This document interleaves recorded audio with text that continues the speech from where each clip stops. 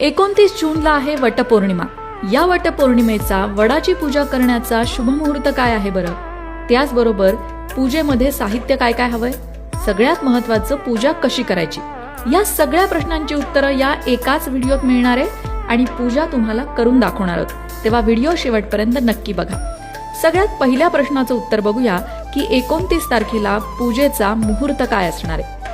तसं तर पौर्णिमा तिथी जी आहे ती 29 तारखेला पहाटे 3:06 सुरू होणार आहे आणि या तिथीची समाप्ती होणार आहे 30 तारखेला पहाटे 5:26 आणि वटपौर्णिमेसाठीच्या पूजेचा शुभ मुहूर्त आहे 29 तारखेला सकाळी 8:55 ते 10:40 आता ज्यांना या वेळामध्ये पूजा करायला जमणार नाही ते अभिजित मुहूर्तामध्ये सुद्धा पूजा करू शकतात।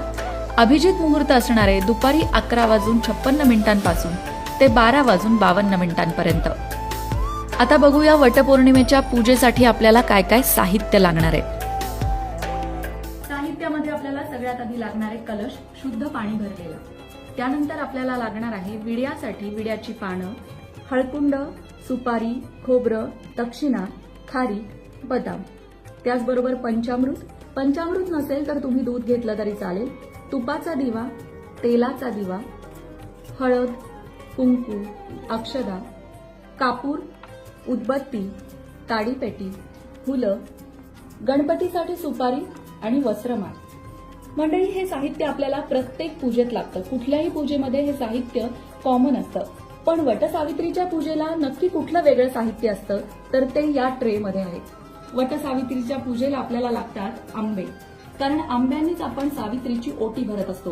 त्याचबरोबर लागतो खण, तसंच सौभाग्याचं लेणं, त्याच्यामध्ये आरसा, बांगड्या, हणी, कंगवा ज्याला आपण म्हणतो, कुंकवाचा करंडा, त्याचबरोबर गरसोड ज्याला काळी पोत सुद्धा आपण म्हणतो। तसंच ओटीसाठी गहू। लक्षात घ्यायचंय की सावित्रीची ओटी आपल्याला गव्हाने भरायची आहे। ओटीमध्ये खोबरं, दक्षिणा, खारीक, हळकुंड, सुपारी आणि बदाम। त्याचबरोबर आपण साधारणतः ओटी नारळाने भरतो, पण सावित्रीची ओटी मात्र आंब्याने भरायची आहे, हे लक्षात ठेवा। आणि सगळ्यात महत्वाचं, आपल्याला हवी आहे ही सुतगुंडी, सुती धागा वडाला सुतवायला, अर्थात वडाला बांधायला। 7 फेरे आपल्याला मारायचे आहेत आणि 7 फेरे हा दोरा वडाला गुंडाळायचा आहे।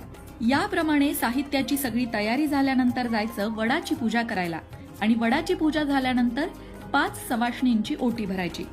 आपण वडाच्या झाडाजवळ आलो आहोत आणि आता आपण वडाची पूजा करणार आहोत। चला तर मग सुरुवात